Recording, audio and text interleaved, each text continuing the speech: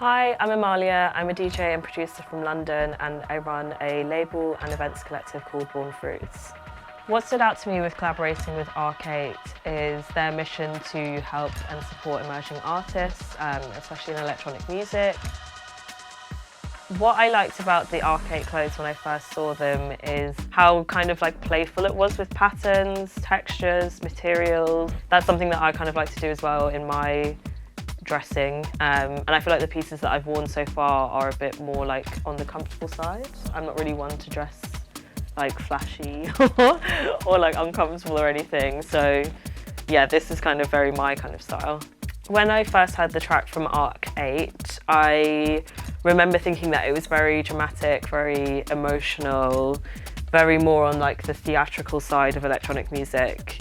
And when I was thinking what kind of remix I'd want to make for it, I thought to completely kind of flip that on its head, basically, and kind of make it a bit more like dance floor friendly, because that's where like most of my inspiration comes from.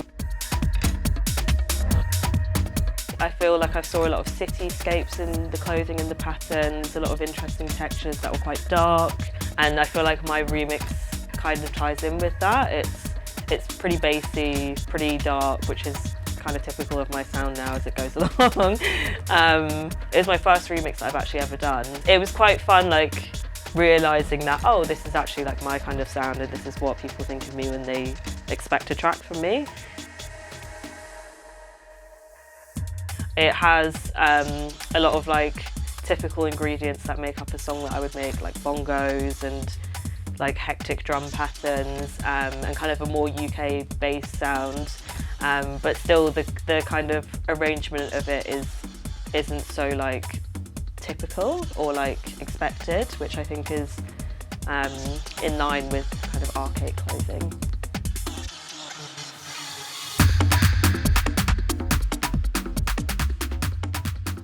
My advice for people just starting out in the industry in terms of producing would probably be obviously practice a lot, familiarise yourself with the different programs at hand and see which one works best for you, and kind of think about the kind of stuff that you want to put out in maybe a technical and genre way, but also in an emotional way.